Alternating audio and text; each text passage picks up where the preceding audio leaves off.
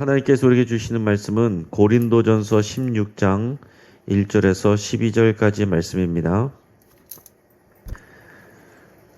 오늘 본문을 통해서 교회가 기준되게 하라라는 제목으로 말씀의 은혜를 같이 나누겠습니다. 여러분, 우리가 초등학교 때나 중학교 때 또 운동장 조회라는 게 있었죠. 그때를 하게 되면은 또 항상 기억나는 것은 선생님이 가장 먼저 하시는 일이 뭐냐면 기준을 정하는 일이었습니다. 그래서 기준으로 이제 지정을 받으면은 기분이 좋았습니다. 왜냐하면은 모든 아이들이 이 기준을 중심으로 해서 다 대형을 형성하니까 내가 중심이 되고 또 중요한 사람이 된 것 같은 그런 기분이 들기도 했고, 또 다른 아이들은 힘들게 모였다 또 흩어졌다를 반복하는데 또 기준된 때는 가만히만 있어도 되니까 기준이 되면은 기분이 좋았던 기억이 있습니다.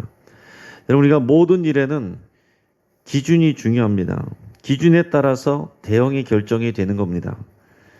기준을 어떻게 정하느냐에 따라서 그 결과가 달라질 수 있는 것이고 또 보는 관점이 달라질 수 있는 것입니다. 여러분, 돈이 기준이 되는 사람은 모든 일을 돈으로 생각합니다. 이게 경제적으로 이익이 되느냐, 이익이 되지 않느냐, 그것으로 모든 것을 평가해요.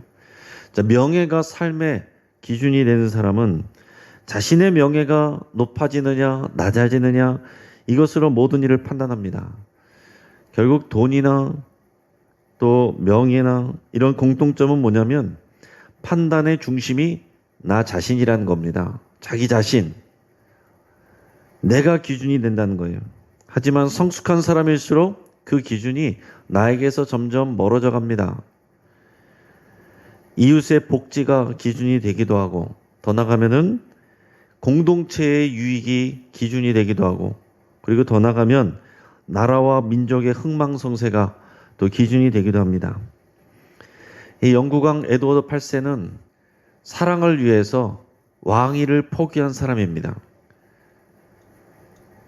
자, 근데 반면에 우리가 아는 신라 계백장군이 아니죠. 백제 계백장군은 황산벌 전투에 나가면서 사랑하는 아내와 3명의 자녀를 자신의 칼로 베고 나갔습니다.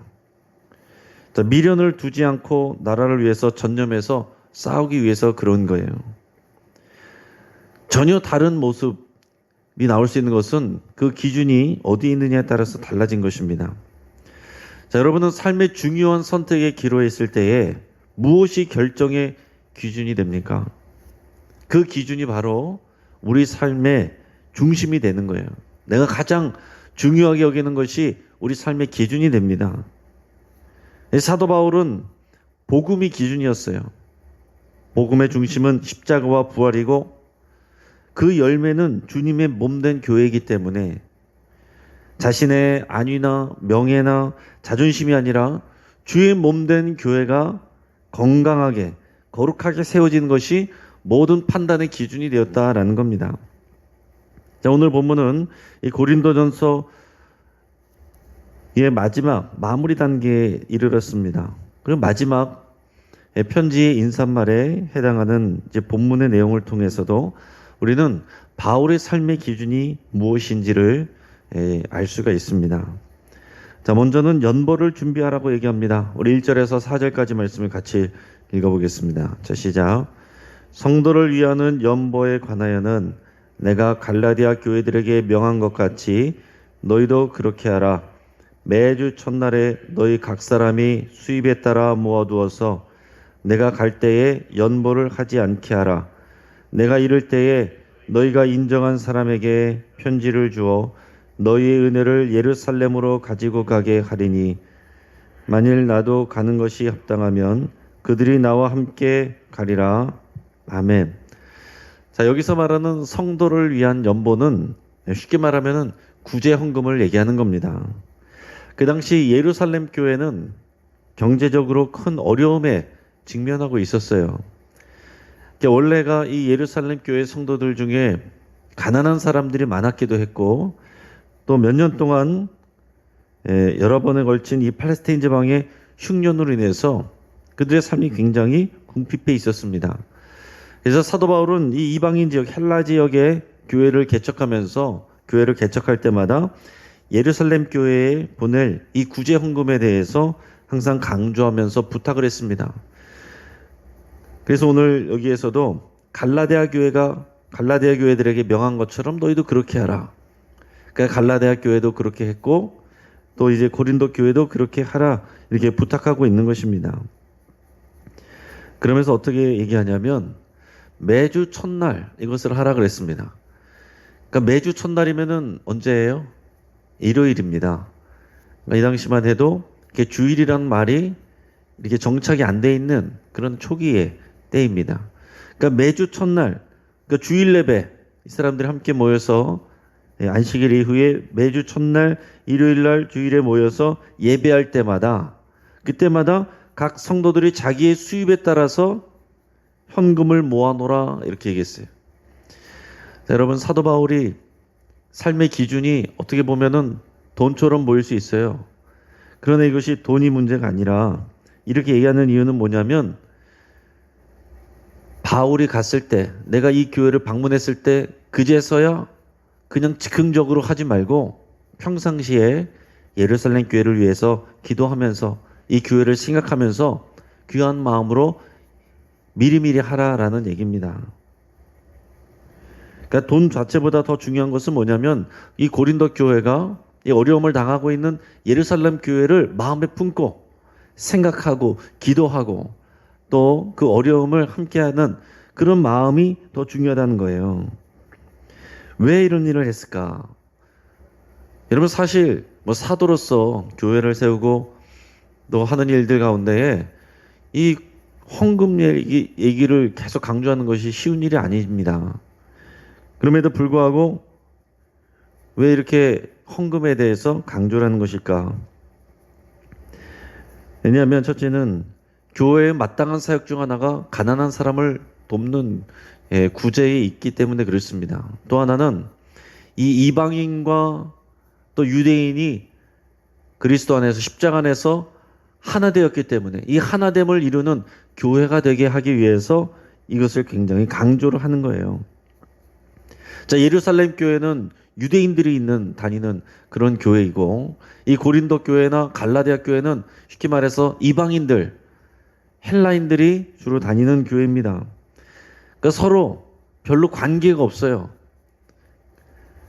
그러나 사도 바울이 거듭해서 이 복음에 대해서 가르치는 것은 이 십자가와 부활, 이 복음 안에서 이방인과 유대인의 모든 갈라지는 막힌 담이 다 허물어졌고 우리는 다 하나가 되었다는 것을 강조하고 가르치는 겁니다.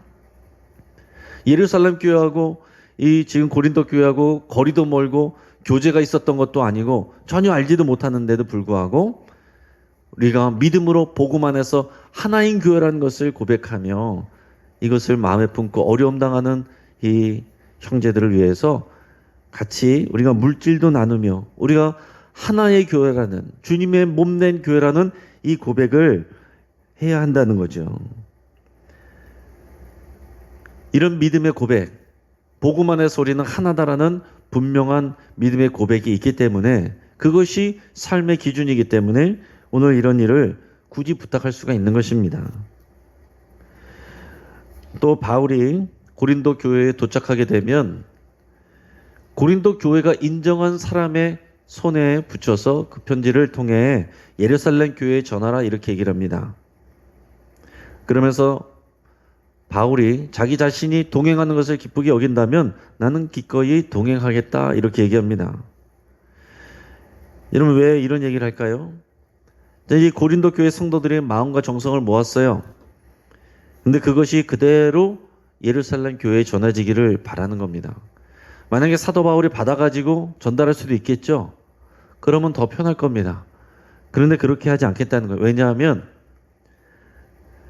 사도 바울이 받아서 사도 바울이 전하면은 누가 생색이 나요? 사도 바울의 생색이 나는 거잖아요. 자기 생색내는 일을 하려고 하는 게 아니라 교회와 교회가 하나됨을 이루고 연합을 이루는 것이 중요하기 때문에 내 얼굴 드러나게 하지 않겠다는 겁니다. 여러분 교회가 모은 성금을, 이 헌금을, 구제헌금을 여러분들이 믿을 만한 사람의 손에 붙여서 여러분들의 이름으로 그렇게 하십시오. 이렇게 하는 겁니다. 그리고 또 이 얘기를 하는 것은 뭐냐면 내 자신이 이 돈에 대해서 직접 만지지 않고 여러분 교회가 인정한 사람을 통해서 하라라는 얘기는 그만큼 이 재정을 투명하게 처리하겠다라는 얘기입니다. 이 연보를 요청하는 것도 모으는 방법을 얘기하는 것도 이 전달하는 방법도 모두 바울 자신의 개인의 명예나 이름을 높이려고 하는 것이 아니라 다 주님의 몸된 교회가 건강하도록 또 건강하게 연결되도록 하기 위함이다라는 것입니다. 두 번째는 이제 이 고린도 교회 방문 계획에 대해서 얘기를 합니다. 우리 오늘 5절에서 9절까지 말씀을 같이 읽겠습니다. 자, 시작. 내가 마게도냐를 지날 터이니 마게도냐를 지난 후에 너에게 가서 혹 너희와 함께 머물며 겨울을 지낼 듯도 하니 이는 너희가 나를 내가 갈 곳으로 보내어 주게 하려 함이라. 이제는 지나는 길에 너희 보기를 원하지 아니하노니 이는 만일 주께서 허락하시면 얼마 동안 너희와 함께 머물기를 바람이라. 내가 오순절까지 에베소에 머물려 함은 내게 광대하고 유효한 문이 열렸으나 대적하는 자가 많음이라. 아멘. 자, 바울은 지금 에베소에 머물고 있습니다. 자, 그런 바울이 내가 마게도냐를 지나서 이 고린도 교회를 방문할 계획을 갖고 있다는 얘기를 하고 있어요. 여러분, 에베소에서 이 고린도 지역으로 오는 데는 두 가지 방법이 있습니다. 육로를 통해서 마게도냐를 거쳐서 올 수도 있고 배를 타고서 한 번에 올 수도 있어요. 편한 것은 배를 타고 오는 것이 더 편하죠. 그런데 마게도냐 지방을 거쳐서 오겠다는 것은 마게도냐 지방에 있는 교회들을 방문해서 내가 그 교회들을 다 격려하고 오겠다라는 그런 계획인 거예요. 그러면서 지금 얘기할 때 내가 이 고린도 교회 갈 때는 그냥 스쳐 지나가듯이 가고 싶지 않다라는 얘기를 하고 있어요.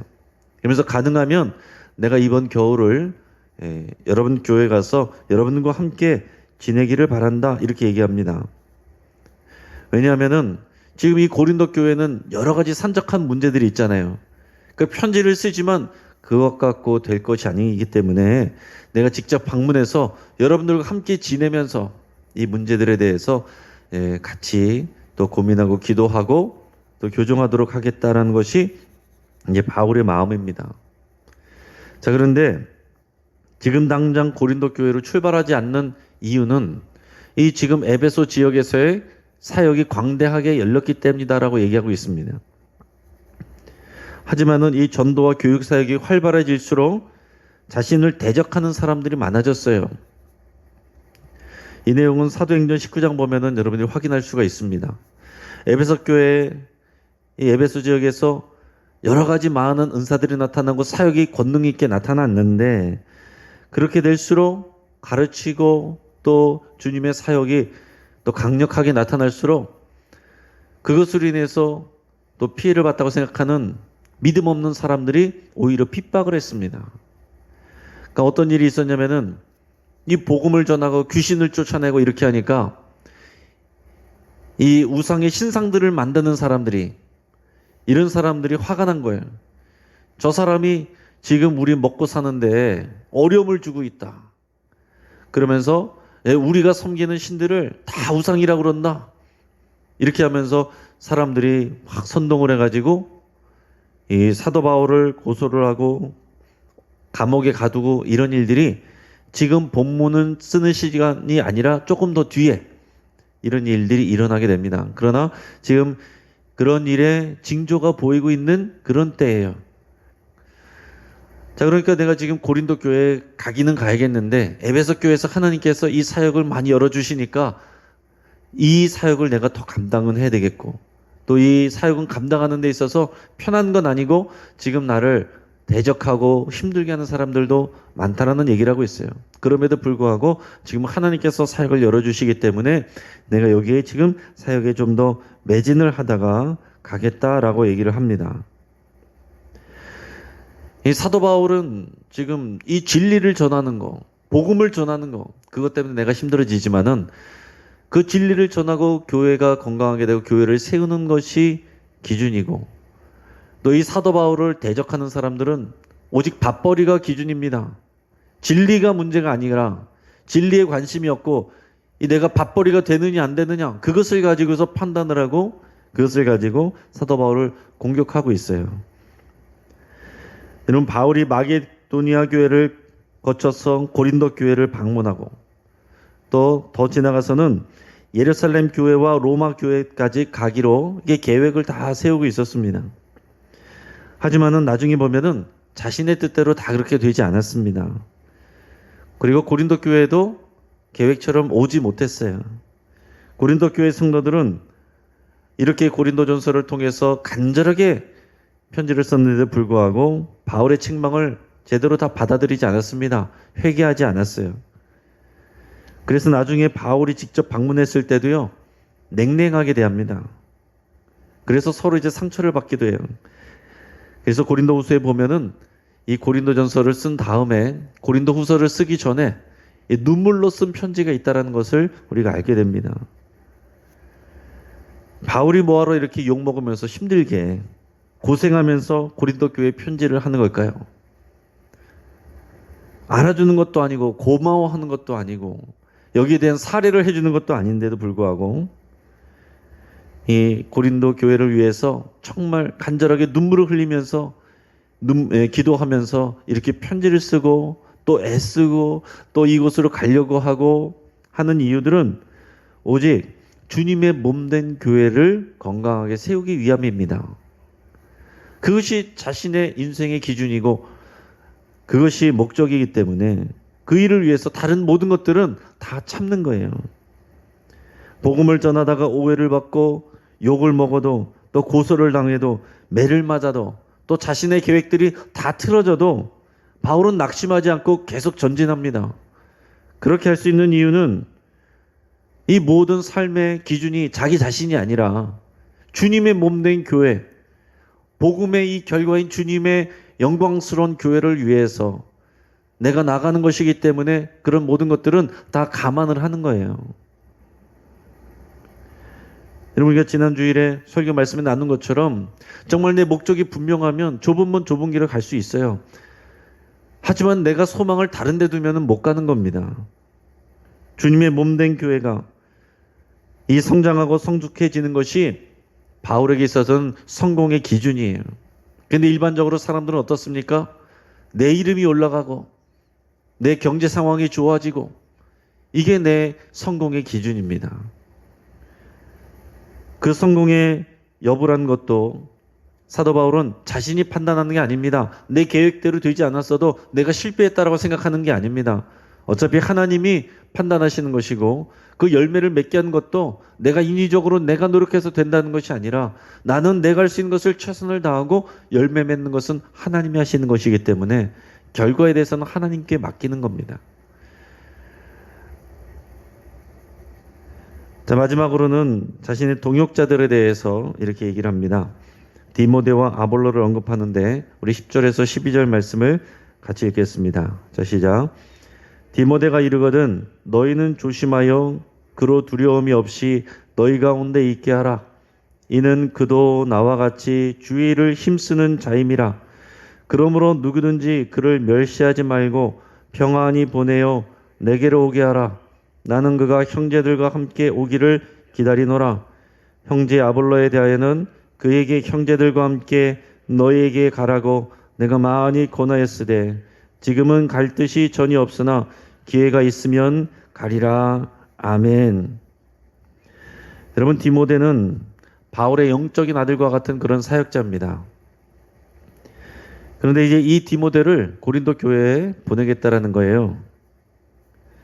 그런데 보내겠는데 이 디모데가 고린도 교회에 갔을 때에 두려움 없이 지낼 수 있도록 그렇게 잘 좀 도와달라고 부탁을 하고 있습니다.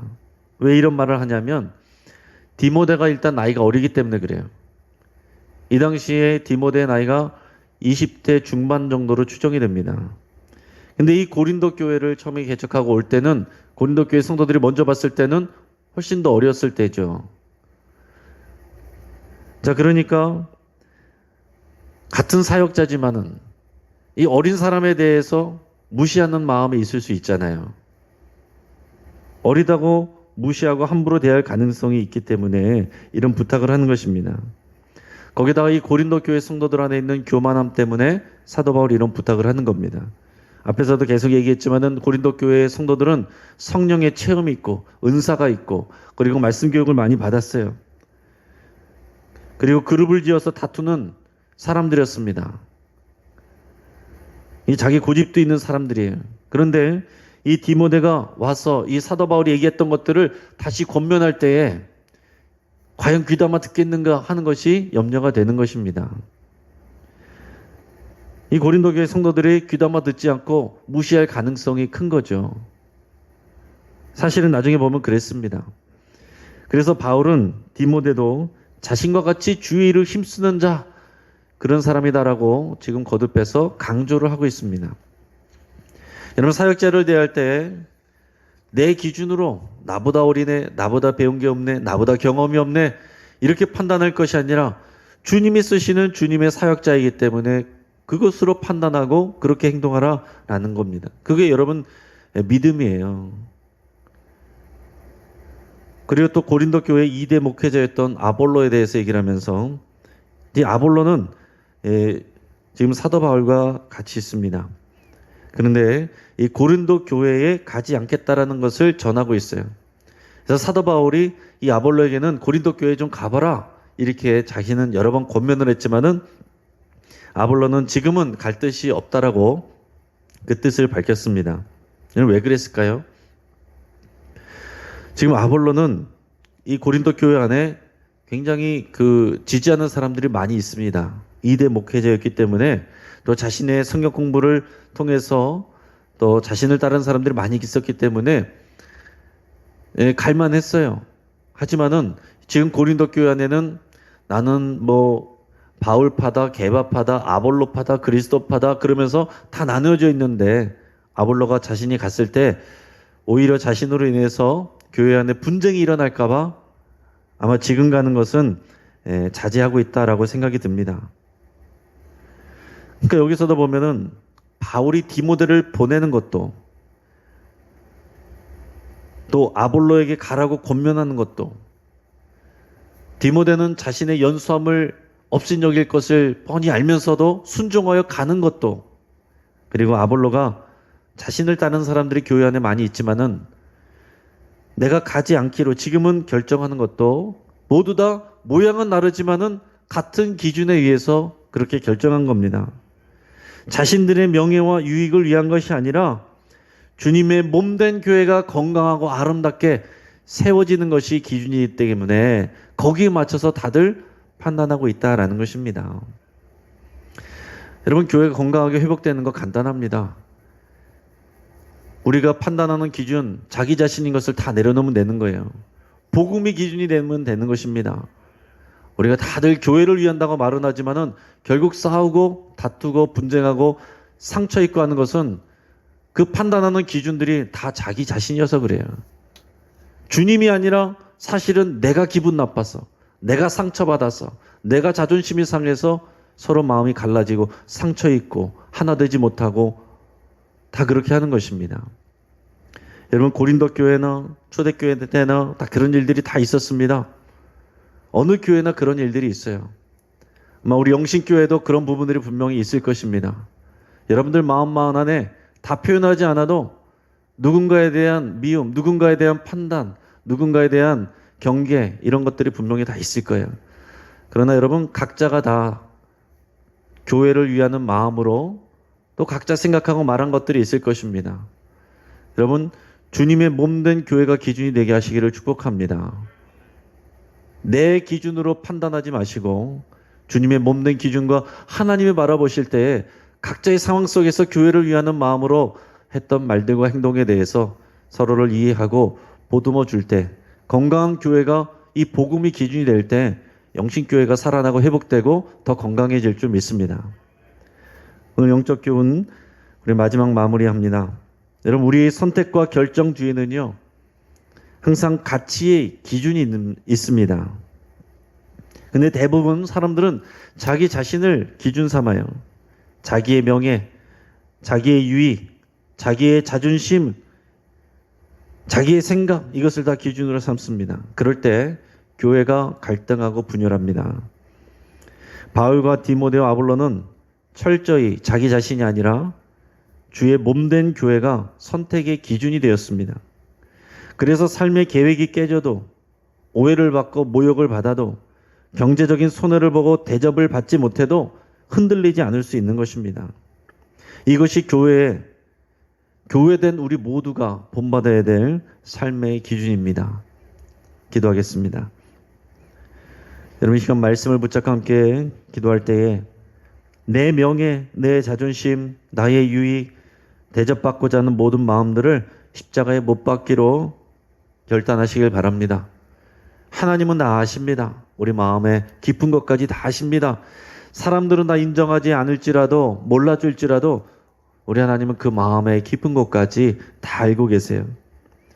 주의 몸된 교회를 사랑하는 주님의 마음을 부어달라고 여러분 기도할 수 있기를 바랍니다. 지금 내 기준에서 사랑하는 그것이 아니라 하나님의 마음으로 사랑하는 그 마음을 내게 더욱 부어 주옵소서. 여러분 그렇게 기도할 수 있기를 바랍니다. 주님의 몸된 교회가 그 복음이 우리 삶의 기준이 되게 해달라고 여러분 그렇게 기도할 수 있기를 바랍니다. 어떤 사람의 교회가 아니라 주님의 몸된 교회라고 여러분 고백해야 됩니다. 우리 영신교회가 건강한 신앙의 기준 안에서 하나 되고 연합되도록 위해서 함께 기도하겠습니다. 사람의 이름이 높여지는 것이 아니라 오직 주님의 이름이 높여지는 교회가 되기를 위해서 함께 기도하겠습니다. 이번 주에 또 어르신들 신방들이 있습니다.